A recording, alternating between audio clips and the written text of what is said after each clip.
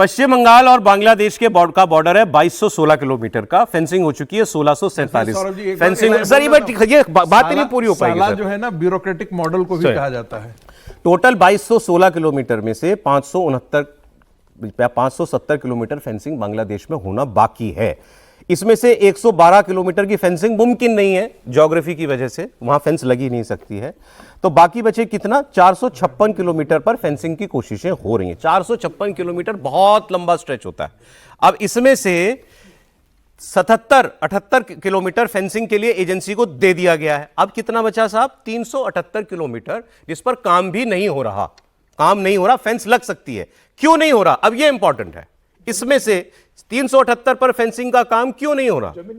149 kilometre का area राज्य सरकार द्वारा जमीन अधिग्रहण किया जाना बाकी है। जमीन ही एक्वायर नहीं की है स्टेट गवर्नमेंट ने, 15 साल से मुख्यमंत्री है ममता बनर्जी। 31 किलोमीटर की जमीन लेने के लिए स्टेट कैबिनेट की मंजूरी नहीं हुई है। 181 किलोमीटर की जमीन का भुगतान हो गया है, राज्य सरकार ने जमीन हैंडओवर नहीं की है फेंस लगाने के लिए। और 7 किलोमीटर जमीन की वैल्यूएशन नहीं की है अभी तक राज्य सरकार ने। और 10 किलोमीटर जमीन की कीमत केंद्र सरकार की होम मिनिस्ट्री की तरफ से अदा नहीं की गई है। अब बता दीजिए इसमें कौन जिम्मेदार है और क्यों नहीं ये काम हो रहा? फिर कह रहा हूं, ये वो जगह है जिस पर फेंस लग सकती है, कोई ज्योग्राफी आड़े नहीं आती।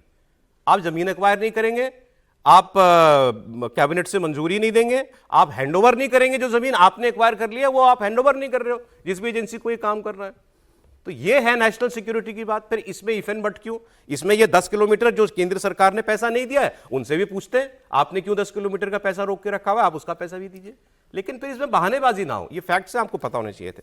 आगे चलते हैं, अगली खबर मैं आपको बता रहा था। ये अमित शाह जी के कल के भाषण की मोदी जी ने तारीफ की, क्योंकि इसमें उन्होंने ऑपोजिशन के सारे सवालों का जवाब दिया और ये भी बताया कि एसआईआर क्यों जरूरी है। और प्रधानमंत्री ने उनके भाषण की तारीफ की, ट्वीट किया उन्होंने, एक्स पर लिखा है उन्होंने कि गृहमंत्री अमित शाह ने चुनावी प्रक्रिया को लेकर जो ठोस तथ्य सदन के सामने रखे वो बहुत शानदार थे। प्रधानमंत्री ने आगे लिखा कि उन्होंने लोकतंत्र की शक्ति को उजागर किया और विपक्ष के झूठ का पर्दाफाश किया। प्रधानमंत्री को तो चलिए भाषण अच्छा ही लगा होगा, राहुल जी को नहीं लगा। प्रियंका जी को कैसा लगा ये भी सुन लीजिए। प्रियंका गांधी, 1 घंटे के लिए सिर्फ इन्होंने सफाई ही दी है कि इन्होंने वोट चोरी नहीं की। आप बताइए सफाई कौन देता है इतनी लंबी? जी उन्होंने ये बोला कि आप लोगों ने मांगा लोकसभा में। कोई निर्दोष, जब निर्दोष होता है तो कोई इतनी लंबी सफाई देता है?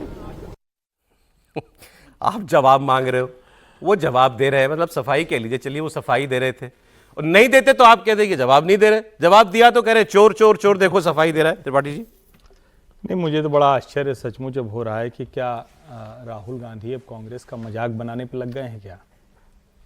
अब अगर न मजाक बनाने पे लगे होते तो जिस तरह से इतनी मारामारी करके वो पिछली बार भी बक्सा वक्सा बनवाए थे एसआईआर वाला, इस बार भी बनवाए थे, खड़गे जी सहित सारे नेता उसमें शामिल थे सदन के बाहर। और जब यानी जितनी देर इन्होंने सदन के बाहर प्रदर्शन किया उतने देर भी सदन के भीतर चर्चा में टिक नहीं पाए। एक जो मूल बात।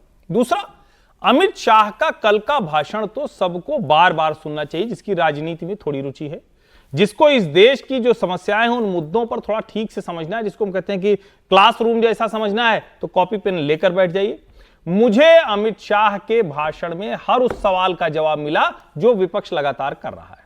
अब आप कहें कि कुछ ऐसे सवाल थे जो वो क्यों नहीं देता, हाँ या ना में जवाब नहीं दे, जैसे उदाहरण के लिए कि 45 दिन बाद सीसीटीवी की फुटेज क्यों डिलीट हो जाएगी, हाँ या ना। तो अब हाँ या ना में नहीं, लेकिन बहुत विस्तार से उसका भी जवाब उन्होंने दिया और वो भी जवाब काफी हद तक ठीक लगता। अब मूल जो बात है, जो अमित शाह ने कहा, मुझे लगता है कि वो वाला बयान सबको सुनना चाहिए। सौरभ जी, सोनिया जी, इंदिरा जी और नेहरू जी तक पर अमित शाह ने आरोप लगाए राहुल कांग्रेस नहीं भागी। घुसपैठियों पर जैसे ही कहा राहुल कांग्रेस भाग खड़ी हुई। और अमित शाह के शब्दों में कहें, अमित शाह ने कहा कि घुसपैठियों पर इतना बुरा लग गया, लेकिन वो चाहे 200 बार बायकॉट करें, हम तो एक भी घुसपैठिया देश में रहने नहीं देंगे। और इस मसले पर भी बार बार आ रहा था, जो फेंसिंग वाला कैसे आ जा रहा है, उस पर भी इतना स्पष्ट आंकड़ों के साथ गृह मंत्री का सदन में जवाब आया। मुझे लगता है कि इस पर भी अब विराम लगना चाहिए। हाँ, जवाबदेही केंद्र सरकार की अभी। राहुल गांधी के जो सवाल जो भी वो उठाते हैं उसके उत्तर थे, पॉइंटेड जवाब थे। हाँ बिल्कुल, ठीक है सर, आपको लगा? देखिए, अमित शाह जी को यदि भाषण देखें तो वो बहुत तथ्यात्मक तरीके से भाषण देते हैं और वो जितनी बात पॉइंट वाइज करते हैं वो आमतौर पे नेता नहीं करते, लेकिन ज़रूरी नहीं है कि वो सारे सवालों के जवाब मिले ही हो 100% जो राहुल गांधी जी उठा रहे हैं। एक तो मुझे लगा कि राहुल जी वैसे प्रधानमंत्री जी और अमित शाह जी दोनों से संसद में सीनियर हैं जी, दोनों नेताओं से 21 साल से है ना। लेकिन वो जिस तरह से कल मुझे थोड़ी हैरानी हुई, विपक्ष के नेता भी हैं सीनियर भी हैं, वो कह रहे थे मैंने जो प्रेस कॉन्फ्रेंस की थी उसको मैं चैलेंज दे रहा हूँ, उसका जवाब नहीं दूँ। तो शायद संसदीय व्यवस्था में उनको पता होगा कि संसद के बाहर जो बातें होती है उनका जवाब संसद में नहीं दिया जाता, समझ गए, मैं वैसे ही बता रहा हूँ। ठीक है। और दूसरी संसद में बात, उनको भाषण देने के लिए अनलिमिटेड टाइम था, वो सारे जो दूसरी बात, जिस एसआईआर पर उन्होंने सबसे बड़ा इशू बनाया उस एसआईआर पर उन्होंने उस तरह से चर्चा नहीं की, कोई चर्चा उसमें राहुल जी ने नहीं की, वो भी एक हैरानी की बात थी।